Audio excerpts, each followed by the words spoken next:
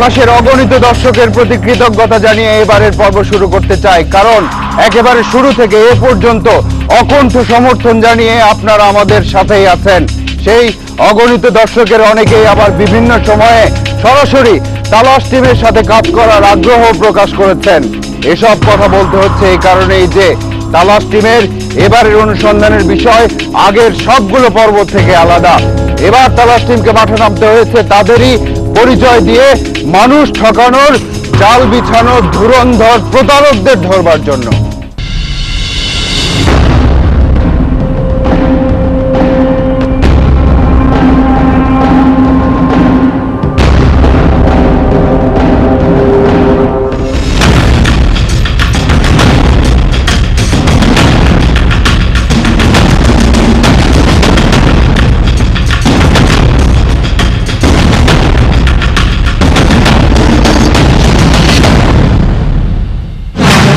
নামে নয়, কাজেই পরিচয়। কাজে দক্ষতা, সৃষ্টিশীলতার পরিচয় দিতে না পারলে শুধু নাম দিয়ে মানুষের এতটা কাছাকাছি যেতে পারত না তালাশ। কিন্তু একজনের পরিচয় বিক্রি করে নিজের স্বার্থ সিদ্ধি করার মতো লোকের অভাব তো কোনো সমাজেই থাকে না। ঘটনায় এবার একটু ভিন্নভাবে ঢোকা যাক। 9 ডিসেম্বর 2011 ভুয়া মুক্তিযোদ্ধার মতো একটা স্পর্শকাতর বিষয় নিয়ে গভীর অনুসন্ধান প্রচারের মধ্যে দিয়ে যাত্রা শুরু তালাশের। তারপর আর পেছন ফিরে দেখার সময় হয়নি। তালাশের বৈচিত্র্যময় বিষয় নির্ধারণ আর অনুসন্ধানের মুনশি আনার কারণে আপন করে নেয় দর্শকরা। অন্যদিকে বিভিন্ন মাধ্যমে তালাশ টিমও দর্শকের কাছাকাছি পৌঁছানোর চেষ্টা অব্যাহত রাখে। চিঠি, ফেসবুক, SMS আর ইমেইল যোগাযোগের মাধ্যমে যত দিন গেছে তালাশ আর দর্শকের সম্পর্ক আরো দৃঢ় হয়েছে। তালাশ টিম ফেসবুকে যে ফ্যান পেজ চালায় তার সাথে বর্তমানে 3 লাখেরও বেশি দর্শক সরাসরি যুক্ত। কিন্তু ফেসবুকে তালাশকে খুঁজতে গেলে মূল তালাশের নাম আর লোগো সহ অনেক পেজ সামনে চলে আসে। এমন অবস্থায় কোনটা আসল সেটা নিয়েই ধাঁধায় পড়ে যাবে যে কেউ। যেমন এই পেজটা দেখুন, সাংবাদিক সুমনা আক্তার, ইন্ডিপেন্ডেন্ট নিউজ, তালাশ টিমের সদস্য। এটা একটা ভুয়া পেজ। ইন্ডিপেন্ডেন্ট টিভিতে এই নামের কোনো সংবাদকর্মী নেই, অথচ তালাশকে পছন্দ করেন জন্যই হয়তো আসল নকল না বুঝেই এই ভুয়া পেজের সাথে যুক্ত হয়েছেন প্রায় 8,000 জন। তারপর আরও একটা ভুয়া তালাশ পেজ, এখানেও মূল তালাশের লোগো। এটাতেও নিজের পছন্দের জানান দিয়েছেন প্রায় 65,000 মানুষ। ঘটনা এ পর্যন্ত হলেই ঠিক ছিল। আমরা ধরে নিতাম যে তালাশকে খুব বেশি পছন্দ করেই এমনটা করছে দর্শকরা, কিন্তু তাদের অনেকেরই ভিন্ন উদ্দেশ্যের খবর পেয়ে যাই আমরা। তালাশের নাম বেচে মানুষের কাছ থেকে টাকা নেওয়ার বিভিন্ন খবর দীর্ঘদিন ধরেই আমাদের কাছে আসছিল। প্রথমত আমরা সে খবরে কষ্ট পেয়েছি এবং আপনাদেরকে সতর্ক থাকার পরামর্শ দিয়েছি, কিন্তু প্রতারকদের ফাঁদ পাতা বন্ধ হয়নি। শুধু ফেসবুকে নয়, প্রায় 7 মাস আগে একটা ভিজিটিং কার্ড আসে তালাশ টিমের কাছে। কার্ড দেখে আমরা নিজেরাই চমকে যাই, থমকে যাই। মোহাম্মদ ওমর ওরফে বাবু ভাই, তিনি তালাশ টিমের সিনিয়র রিপোর্টার। এই কার্ড দেখিয়ে নাকি বিভিন্ন জায়গায় লোকজনকে তালাশ টিমের ভয় দেখায়। নিজেকে অনেক বড় আর দাপুটে সাংবাদিক দাবি করে এই বাবু ভাই। তারপর বিভিন্ন কাজের কথা বলে টাকা নেয় মানুষের কাছ থেকে। 7 মাস পর বড়শি দিয়ে মাছ ধরার শখ বাবু ভাইয়ের। নারায়ণগঞ্জের সোনারগাঁয়ে মেঘনা নদীতে মাছ ধরত সে।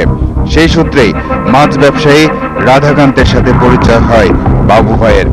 সম্পর্ক এমন পর্যায়ে চলে যায় যে বাবু ভাই রাধাকান্তের বাড়ি পর্যন্ত আসে। মোবাইলের কাছে পাবো 6 লক্ষ টাকা নিচে ব্যবসা করলে আমার লাগে শেয়ার করে টাকা দিব না। আমার বাতিজা নৌকা ছিল, ওই নৌকা থেকে বসি পাইতো। আমার বাতিজা হঠাৎ করে আলাপ করলো আমার টাকাটার কথা, কয় আমি টাকাটা উদ্ধার করে দিতে পারবো, তা আপনি নিশ্চিন্তায় থাকেন। নিশ্চিন্তা, আমি সাংবাদিক, আমি নিশ্চিন্তায় থাকেন। কিসের সাংবাদিক? সে গেছে ইন্ডিপেন্ডেন্ট চ্যানেলের সাংবাদিক। রাধাকান্তের বাসাতেই তালাশ টিমের সিনিয়র রিপোর্টার বাবু ভাইয়ের সাথে পরিচয় হয় আরেক মাছ ব্যবসায়ী মনোরঞ্জনের। আমার সাথে তো পরে পরিচয় হয়েছে, আগে তো ওনারা যে পরিচয় আমারও তো ডাইকা নিয়েছে, বাস 2 দিন আলাপ হয়েছে। তো আমি ওনারা দেখে গেছি এই লোক সলিড না, বাটপার।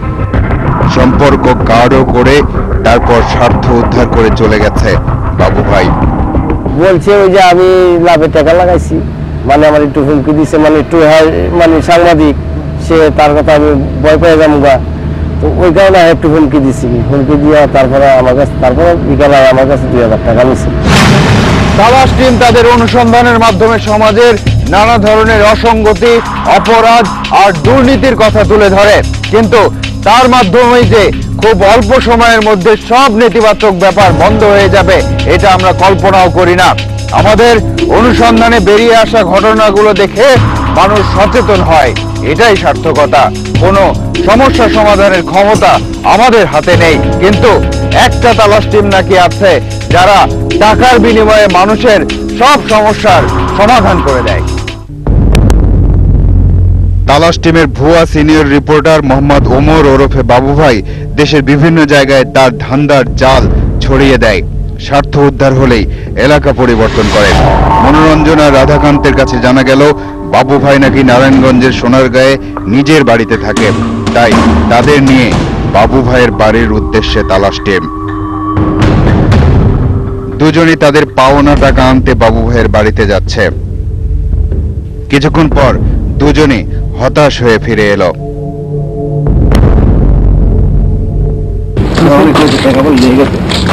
শুধু এই এলাকায় নয়, নারায়ণগঞ্জের সোনারগাঁয়ের বিভিন্ন জায়গার মানুষের কাছ থেকে তালাশ টিমের সিনিয়র রিপোর্টার পরিচয়ে প্রতারণা করেছে সে।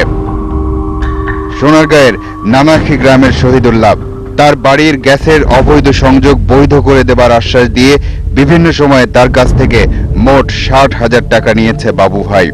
শহীদুল্লাহর বাড়ির গ্যাস সংযোগ আর বৈধ হয়নি। বৈধ করে দিব, লাইন নাম্বারটা বৈধ করে প্রথমে ঢুকাই দিব, কথা তো বৈধ করে দিব। এরপরে এই পর্যন্ত খালি ঘুরাইতেছে। একবার মা দাদা ফোন দিল, আমি ফোন দিলাম কি তো আমার কাগজপত্র দিলাম, আমার বেইতে আমার ঘুরাটা দিতেছে না। শুধু শহীদুল্লাহ একা নয়, এলাকার আরো 15-16 জনের কাছ থেকে প্রায় 7.5 লাখ টাকা নিয়ে লাপাত্তা হয়ে গেছে তালাশের ভুয়া সিনিয়র রিপোর্টার বাবু ভাই। 1 নম্বর 2 নম্বর আপনাদের চাই, তারপর 3 নম্বর হলো এই চেয়ারম্যানের। সর্বপ্রথম আমি 24টা ফাইল দিচ্ছি, 24টা ফাইলের মধ্যে সবগুলো হলে থানাকি আর আপনারা কি কেউ পাবো না। আশপাশের সবারই একই অবস্থা। একটা সে মেয়ের বাসা ওই এতে ওই খুলনা হ্যাঁ 2 লাখ টাকা লয়েছে এই বেটা বাবু, চাকরি ওই বিদেশ পাড়াইদের নাম ধরে। বিপদের সময় মানুষ প্রতারণার ফাঁদে পা দেয় বেশি। তালাশ যেহেতু মানুষের আস্থার জায়গা নিতে পেরেছে, তাই বিপদের সময় তালাশের নাম করে কেউ যদি সাহায্যে এগিয়ে আসে তাহলে তো আর ভিন্ন কিছু ভাবার অবকাশই থাকে না। মেহেদী একজন বেকার যুবক, সাংবাদিক হওয়ার স্বপ্ন দেখে সে। নারায়ণগঞ্জে একটা বিয়ে বাড়ির ছবি তুলতে গিয়ে পরিচয় হলো বাবু ভাইয়ের সাথে। বাবু ভাই তাকে সাংবাদিক বানানোর আশ্বাস দিল। স্বপ্ন পূরণের আশ্বাস পেল মেহেদী। শুধু সাংবাদিক নয়, মেহেদীকে সরাসরি তালাশ টিমের অ্যাসিস্ট্যান্ট রিপোর্টার বানাবে বাবু ভাই। তবে বুকিং হিসেবে তাকে 15,000 টাকা দিতে হয়েছে। আজ বাবু ভাইকে বিকাশের মাধ্যমে আরো 10,000 টাকা পাঠানোর কথা মেহেদীর, কিন্তু তার আগে সে আসল তালাশ টিমের সন্ধান পায়। যদি আমার সম্বন্ধে কতগুলি রিকভারি করতো, সবগুলো রিকভারির রিপোর্ট আমার কাছে আসছে। 15-20,000 না, 15 কোটি টাকা আমি ব্যবসা করি ইনশাল্লাহ। আমার একটা ফোন 15 কোটি টাকা মনে করি আমি সে পাবো ভাই। বাবু ভাইয়ের দাপট দেখে আমরাও ভয় পেয়ে গেলাম। তবে মেহেদীর কাছে একটা গুরুত্বপূর্ণ জিনিস পাওয়া গেল, বাবু ভাইয়ের ছবি। এই ব্যক্তি তাহলে ইন্ডিপেন্ডেন্ট টেলিভিশনের অনুসন্ধানমূলক অনুষ্ঠান তালাশের সিনিয়র রিপোর্টার বাবু ভাই। এতদিন আমরা শুধু তার নাম শুনেছি, ভিজিটিং কার্ড দেখেছি, কিন্তু চোখে দেখিনি। এবার চেহারা দেখা গেল, কিন্তু তাকে খুঁজে পাওয়ার জন্য কোনো সূত্র নেই কারো কাছে। এরপরে তালাশের ফেসবুক পেজে বাবু ভাইয়ের ছবি প্রকাশ করে তার কর্মকাণ্ড সম্পর্কে ধারণা দেয়া হয় দর্শকদের। সেই দর্শকদের মধ্যে থেকে কয়েকজনকে পাওয়া গেল যারা বাবু ভাইয়ের প্রতারণার শিকার হয়েছেন। এর মধ্যে সঞ্জয় নামে একজন লিখেছেন, তার আসল নাম কার্তিক বৈদ্য। এই বাবু ভাই আমার 8 লাখ টাকা মেরে চট্টগ্রাম থেকে ঢাকায় গিয়ে আশ্রয় নিয়েছে। এই বাবু ভাইকে মনে মনে খুঁজছি, ওর জন্য আমার জীবন পুরোপুরি শেষ হয়ে গেছে। সুজন দাশগুপ্ত নামে আরেকজন লিখেছেন, সে চিটিংবাজ, বেঈমান, প্রতারক, সারাদিন মানুষ ঠকানোর চেষ্টায় থাকে।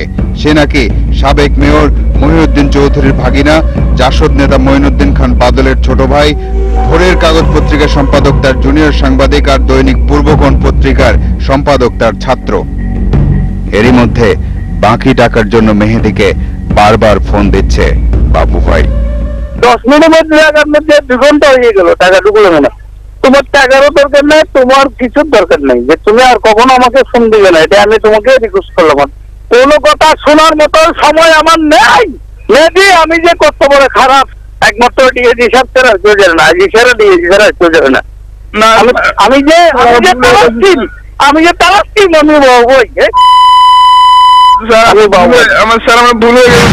তালাশের ওই ব্যক্তি তো দেখছি মহা ক্ষমতাধর, অথচ এতদিন ধরে এত কষ্ট আর ঝুঁকি নিয়ে কাজ করেও নিজেদের ক্ষমতা সম্পর্কেই কোনো ধারণা নেই আমাদের। তালাশ টিমে নাকি আরো কয়েকজনকে চাকরি দেবে বাবু ভাই, তাই মেহেদীকে বাবু ভাই কয়েকজন লোক দেওয়ার কথা বলে। সে সজীব নামে একজনকে চাকরির জন্য পাঠালো বাবু ভাইয়ের কাছে। টাকা টোটাল মানে 35,000 আর ফটোকপি আর ছবি। সজীব তালাশ টিমে কাজ পাবে, তাই যে কোনো শর্তেই রাজি হয়ে গেল সে। পরের দিন টাকা আর প্রয়োজনীয় কাগজপত্র নিয়ে নারায়ণগঞ্জের চিটাগাং রোডে সজীব বাবু ভাইয়ের আসার কথা। অনেকক্ষণ অপেক্ষার পর একজন আসলো, কিন্তু এটা তো বাবু ভাই নয়। জানা গেল সে বাবু ভাইয়েরই সহযোগী, নাম রবিউল। রবিউলের কাছে সজীব নিজের কাজ সম্পর্কে জানতে চায়। রবিউল কাজের চেয়ে টাকার কথা বলছে বেশি। রবিউলকে বিশ্বাস করলো না সজীব, সে বাবু ভাইয়ের হাতেই টাকাটা দেবে। টাকা না পেয়ে চলে গেল রবিউল। কিছুক্ষণের মধ্যে সজীবের মোবাইলে বাবু ভাইয়ের ফোন। আমি সিলেটে, তুমি আমার সাথে দেখা করতে হচ্ছে না, আমার সাথে দেখা করার সময় যখন হবে অটোমেটিক্যালি আমার সাথে দেখা করবা। আমি তাহলে স্যার ওই যে রবিউল স্যারের কাছে টাকা বা রিটা দেই, হ্যাঁ, ওর কাছে দিয়ে আসলে সবকিছু হয়ে যাচ্ছে। টাকা না দিলে বাবু ভাইয়ের সাথে দেখা হবে না। সজীব এবার রবিউলের কাছেই টাকা দিতে রাজি হলো। স্যার আমি কোথায় আসবো স্যার? আমি কোথায় আসবো? ওই মসজিদের সামনে এসে ফোন দিলেন। এবার আমরা নিজেরা অনুসন্ধানের জাল বিছিয়েছি, তার প্রতারণার ফাঁদে পা দিতে চাই, দেখতে চাই তার ফাঁদে পা দিয়ে তাকেই আটকানো যায় কিনা। 4 মিনিট পর আসছি।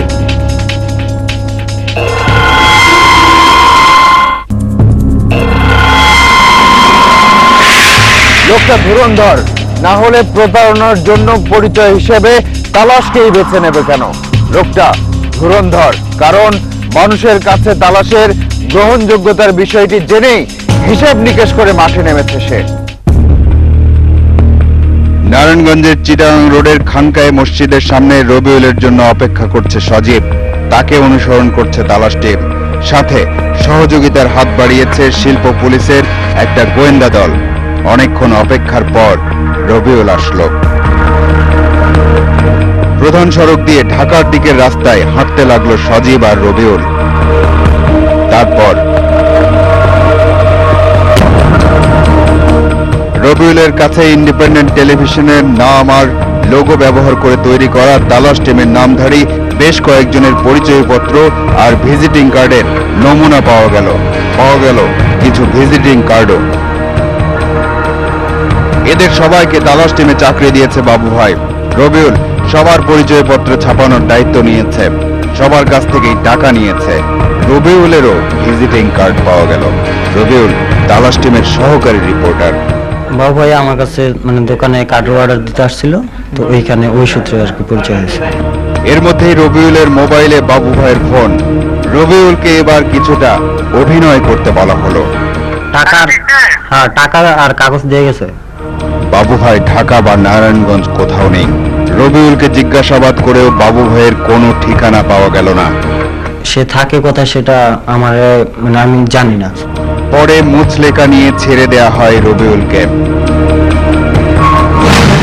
প্রতারণা শিক্ষার একটা স্কুল খুলে বসতে পারে সে, কারণ দৃশ্যপটে না থেকে কিভাবে মানুষকে ধোঁকা দেয়া যায় সে ব্যাপারে উচ্চ শিক্ষা আছে তার। তালাশ টিম এবার বাবু ভাইয়ের বিরুদ্ধে আইনি প্রক্রিয়া শুরু করে। তেজগাঁও শিল্পাঞ্চল থানায় একটা জিডি বা সাধারণ ডায়েরি করলো তালাশ টিম। জিডি বা সাধারণ ডায়েরির তদন্তে বেরিয়ে এলো যে তালাশ টিমের সিনিয়র রিপোর্টার এই কথিত বাবু ভাই চট্টগ্রামের পাহাড়তলীতে অবস্থান করছে। আর দেরি নয়, চট্টগ্রামের পাহাড়তলীর উদ্দেশ্যে তালাশ টিম। পাহাড়তলী পৌঁছে তালাশ টিম সতর্ক দৃষ্টিতে খুঁজতে লাগলো বাবু ভাইকে। পুলিশের দেয়া তথ্যে জানা গেল বাবু ভাই লক্ষ্মী মহাজন বাড়ি এলাকার মাতৃছায়া নামে একটা বাড়ির আশেপাশে আছে। লক্ষ্মী মহাজন বাড়ি এলাকার মাতৃছায়া, এই বাড়ির টাওয়ারের নেটওয়ার্ক ব্যবহার করছে বাবু ভাই, কিন্তু তাতেই কি তাকে খুঁজে পাওয়া সম্ভব? কিন্তু এত কাছে এসে হতাশ হয়ে ফিরে যাওয়ার উপায় নেই। এবার নতুন ফাঁদ পাতা হলো বাবু ভাইয়ের জন্য। সুজন নামে চট্টগ্রামের স্থানীয় এক ব্যক্তিকে দিয়ে তার একটা সমস্যা সমাধানের জন্য বাবু ভাইকে ফোন করা হলো। আমাকে চাঁদার ব্যবসা করতে হবে, এখন আর কিছু টলই না, ওই যাবো কি রে, বুঝছো না? তার তো কিনা এখন উদ্ধার করতাম করতে করতে আপনার কাগজের ডকুমেন্ট আছে, আলো যে পার্টনার ব্যবসা করছি কিন্তু ব্যাগ ডকুমেন্ট আছে। অনেক অনুরোধের পর সুজনের সমস্যার কথা শুনতে নিজে দেখা করার আশ্বাস দিল বাবু ভাই। আসলেই কি তাকে ধরা যাবে, নাকি সে আড়ালে থেকেই মানুষের সাথে প্রতারণা করে যাবে? কিন্তু তালাশ টিম তো তার শেষ দেখতে চায়। পরের দিন সুজনকে দেখা করার গ্রিন সিগন্যাল দিয়েছে বাবু ভাই। তার দেখা পেতে হলে চট্টগ্রাম নগরীর অলংকারের মোড়ে যেতে হবে। সুজনের সাথে সজীবও যাচ্ছে ছদ্মবেশে। কিছুক্ষণ পর বাবু ভাই তার অবস্থান পরিবর্তন করল। এবার মুক্তিযোদ্ধা কলোনি, পশ্চিম খুলশী আবাসিক এলাকা আর কৃষ্ণচূড়া আবাসিক এলাকা পার হয়ে মুক্তিযোদ্ধা কলোনিতে সুজন আর সজীব। বাবু ভাই আছেন। এই সেই বাবু ভাই যাকে গত 7 মাস ধরে খুঁজছে তালাশ টিম। তিনি খুবই ব্যস্ত, পড়াশোনায় ব্যস্ত। পাশের জন বাবু ভাইয়ের স্থানীয় সহযোগী। বাবু আর তার সহযোগী বিভিন্ন এলাকার মদের দোকানের মালিকদের নামের তালিকা তৈরি করছে। ব্যস্ত মানুষ তিনি, অনেক ক্ষমতা তার। আবারও সুজনের কথার দিকে মনোযোগ। কাগজপত্র দেখে তারপর নিজের ক্ষমতার প্রচারণা শুরু করলো।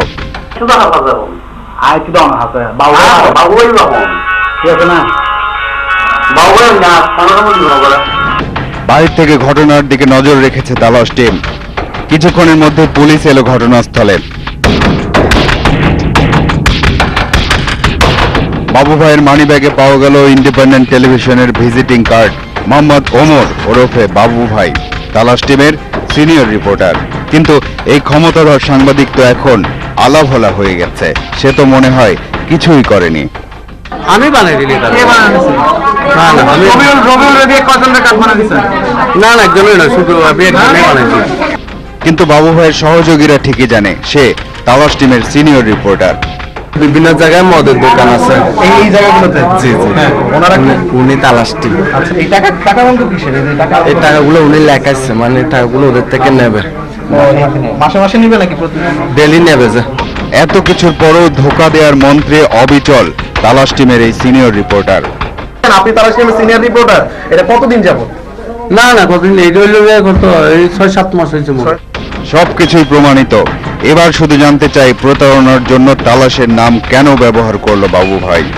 তালাশ টিমের নাম কেন বলছে? এটা আমার ভালো লাগতো, যে অপকর্মগুলি দেখতে, যেগুলো আমার ভালো লাগতো। সবশেষে প্রতারণার জাল গুটিয়েই নিতে হলো তাকে। আটক হয়ে থানাতেই যেতে হলো। থানায় যাবার পর তার আসল পরিচয় পাওয়া গেল। মোহাম্মদ ওমর ওরফে বাবু ভাই তার প্রকৃত নাম নয়, তার প্রকৃত নাম কার্তিক বৈদ্য। বাড়ি চট্টগ্রামের পটিয়া উপজেলার দক্ষিণ বড়িয়া গ্রামে।